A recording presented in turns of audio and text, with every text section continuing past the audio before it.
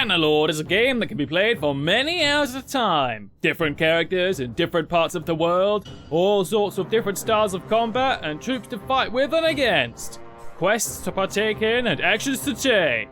And whilst the gameplay is very engaging, mostly, sometimes the activities between are not so in-depth or exciting. Sometimes they're even bare bones or just plain boring. These following mods can help improve parts of the game that just aren't that interesting, or make them that much more engaging.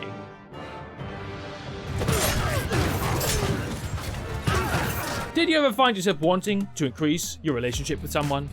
Traveled the world to speak with the family's father, mother, daughter, or son, and then being bummed out by the fact not a single one of them has a quest for you, leaving you with no options to make them like you? Battle Buddies adds in an old and familiar mechanic from Warband, where you can earn relationship by fighting side by side with the character.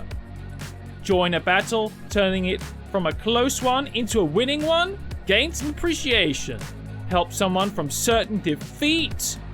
You might just earn yourself a friend. Not only that, if you win a tournament with anyone present in the town, you'll gain an increase in relationship with not just the lords present, but with the local notables too, and even the potential companions. But even with these options available, it could be tough to improve relations depending on circumstances. Maybe no one is going to battle. And what if the people you want to impress aren't even in towns with tournaments? Whilst it might not necessarily make increasing relations easier, Small Talk adds in new role-playing friendly options that don't necessitate fighting foes to impress. Stroll up to your nearby notable or noble and engage in conversation. There's a variety of options to choose from when speaking to someone. All have different levels of success chance depending on your character, their background, traits, skills, and chosen conversation topic all play a role. Boasting is more helpful if you're daring, for example. Overall, a high charm will give you the best chance of success though, as even the best given compliment can fall flat if it's delivered poorly. If you don't want to waste time talking up everyone and just want to charm the pants off of a future potential husband or wife, Small Talk can help you there too. When you flirt with someone, the success is heavily based on personality, and it will usually show you right away if you even had a shot at getting with that noble to begin with, without having to get locked out of ever trying to impress them. If they dislike your style, you should probably look elsewhere. You can only engage in one conversation line at a time though, with a cooldown. Lords aren't too eager to get pestered into an early grave. Though, as a side note, unfortunately as I was testing this mod, I was unable to speak with anyone again after the first chat until I saved the game, exited the game, loaded back into the game, and then I could chat with them again. But no cooldown other than that. Didn't really matter how long I waited in game, couldn't make it happen. So I'm not really sure how long the cooldown is supposed to be. I'm sure it'll get fixed pretty soon though. On a funnier note, Small Talk also allows you to brawl NPCs who you have a -10 relationship with. You fist fight until someone drops, and if you win, the person will really dislike you more. Doesn't seem to have too much of a function to it, but it's quite funny to do anyway.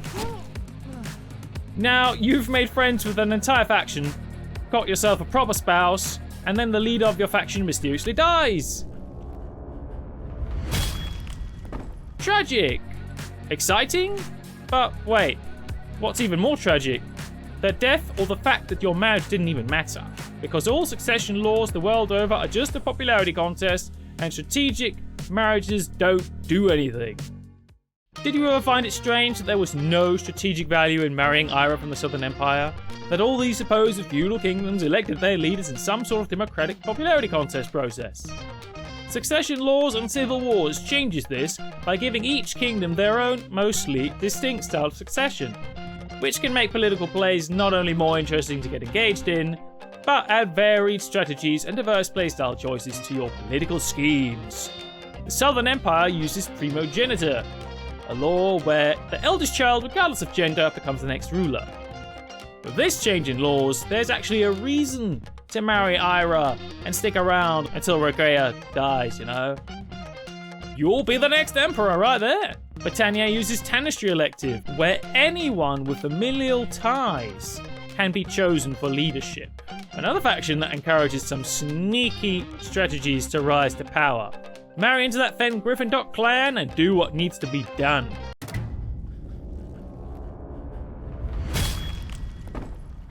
These are just 2 of 6 succession laws though. Check out the mods to see what the other kingdoms are doing to determine their next rulers. Of course, it wouldn't be a proper succession experience without the chance for a civil war. If many nobles aren't happy with the chosen leader, or the margin of difference in power is small between the winner and the loser, a civil war may be declared.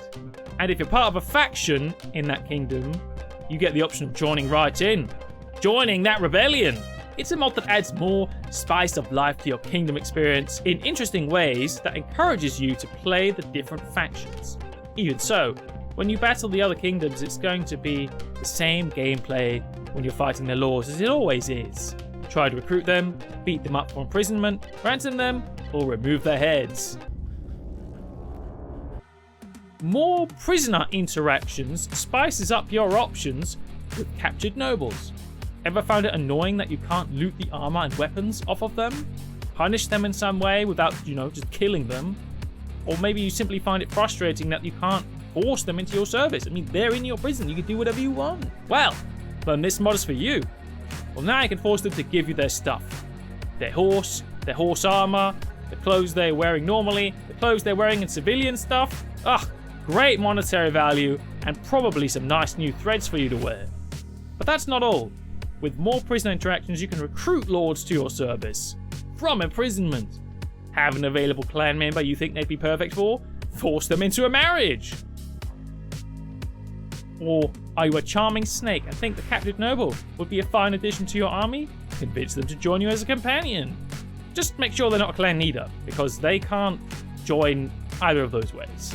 They're a clan leader, Better just chop off their head. If they're healthy enough, you can even do a fun hunting game with your prisoners. A battle where they're all alone versus how many from your entire party that you want. You can even do a 1v1. Good fun, even if a bit cruel.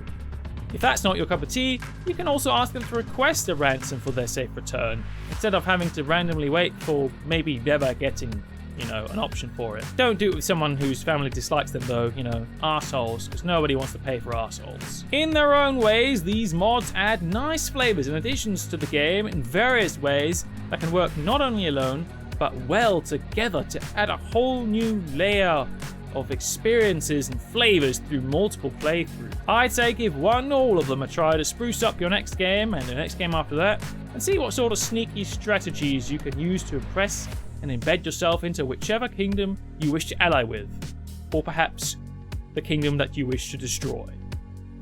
Thanks for watching, everyone. If you like this video and want to see more like this, please like and subscribe, or leave a silly comment, or even dislike the video. That helps too. Just click something, type something. It could even be gibberish. Cheers, and have a good one.